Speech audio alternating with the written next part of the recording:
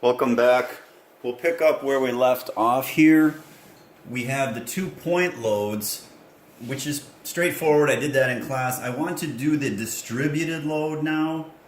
I want to make sure that you understand that that's tedious. It's not intellectually challenging. It's just a pain. Let's set up a PLF. Let's say it's something like 150 pounds per foot. The length, L total, of the beam is the x of the right minus x of the left.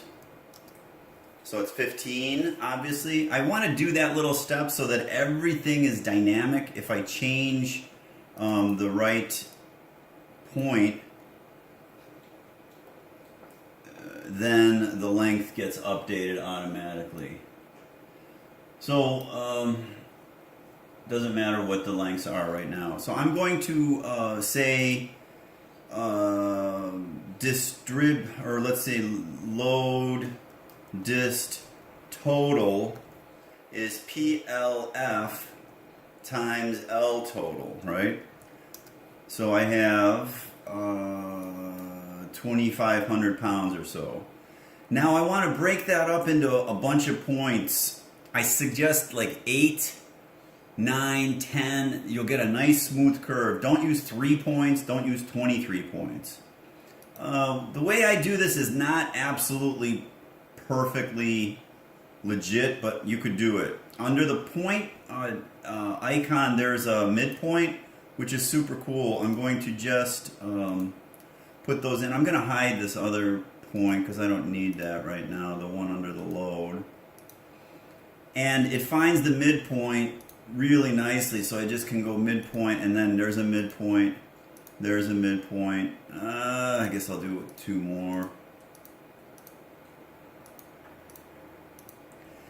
That's how many points I'm going to use to distribute my PLF. 1, 2, 3, 4, 5, 6, 7, 8, 9. That's good enough.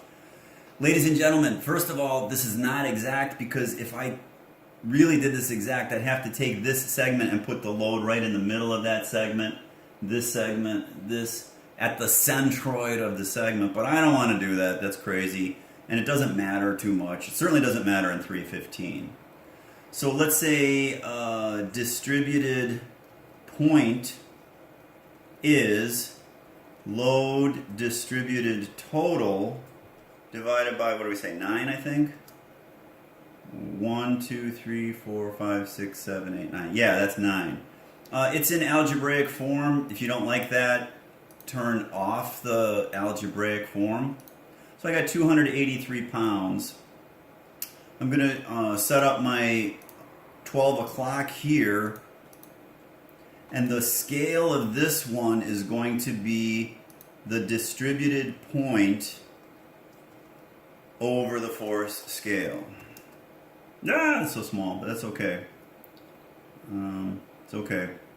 Get 12 o'clock. And now I'm just going to draw a straight line, a horizontal straight line, shoot across here. Perpendicular, just for looks, okay? And then I need the verticals here. These are all the little point loads. Oops. So like I said, it's not hard, it's just tedious, and you have to be patient. Says my lovely wife, be patient. Ah, I'm not patient. Alright, and then these are all the 12 o'clocks. You don't have to do this, this is kind of just for looks. Looks good though. Separates the A's from the A minuses.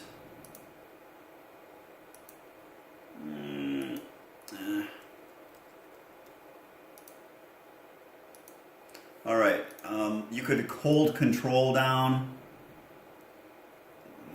for multiple selects, but I'm going to leave those on right now. You'll see why.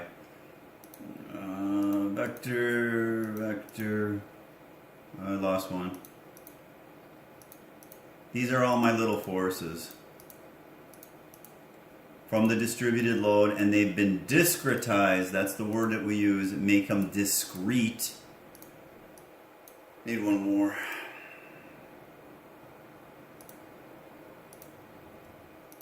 They have been discretized into 9 segments. 9 loads, excuse me. Okay, the next thing is Bose notation. I'm going to turn these lines a little bit lighter because they're super in my face right now. Color, green. These are all just tracing, or what do you call them? Drawing lines. So they're not, just make them less obtrusive. Okay, Bose notation, traditionally it uses capital letters between the loads. You could use lowercase, it doesn't matter. But it has to be between the loads, and here that means between these two. See how that works? So now this force is going to be called CD. G.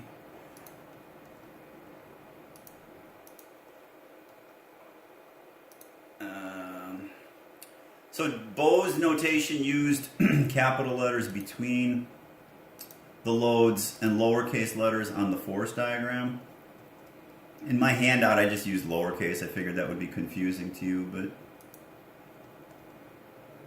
you know, you could use numbers if you want, but that's not tradition. Tradition. Okay, here we go. So I have A through L.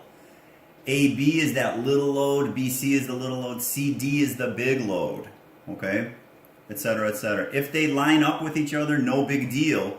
Like if these two were lined up together, that would be even a bigger jump. It would be the point plus the little load. The next thing is the force diagram. It has to have its own scale, but we already have the force diagram scale, and it just has to be on the same page. So you could put it over here, doesn't matter where, and these drops are vertical. They are all on top of each other, vertical, down, down, down. The placement of where these are on the beams will be captured by the rays of the force diagram. That will make the moments.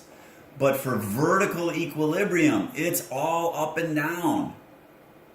It doesn't matter where it is, it's all up and down. For vertical, just some of the forces in the Z, they're all up and down. You need a moment equation sometimes to get it, okay? I hope that makes sense. So the drops are like this. The first drop is going to be that distributed point load. This point, whatever you called it, over the force scale. And at this point, the force scale is just way too small, so I can't see anything. I think it's worth doing this. You know how I sometimes say it's not worth it? This is worth it. Just put the labels on here. Otherwise, it's going to be super confusing. I didn't put all the labels on all of them in the handout, but I think go ahead and do it. Dist point over force scale.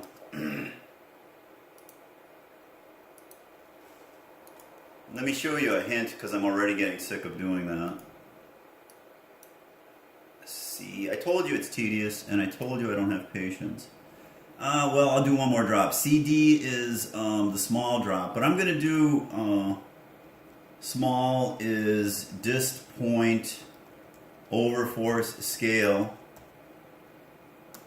and big is, or big one is force 1 over force scale, and big 2 is force 2 over force scale. That way I don't have to keep typing this in over and over again. Alright, so now I got a big drop. Between C and D I got a big drop. But it's the first big drop. Big one. I already put the scale in there. D to E, well, label this one.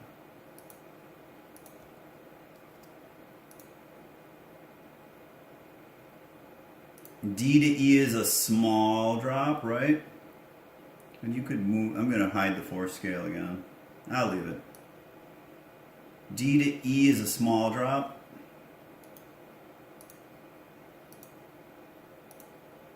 Small.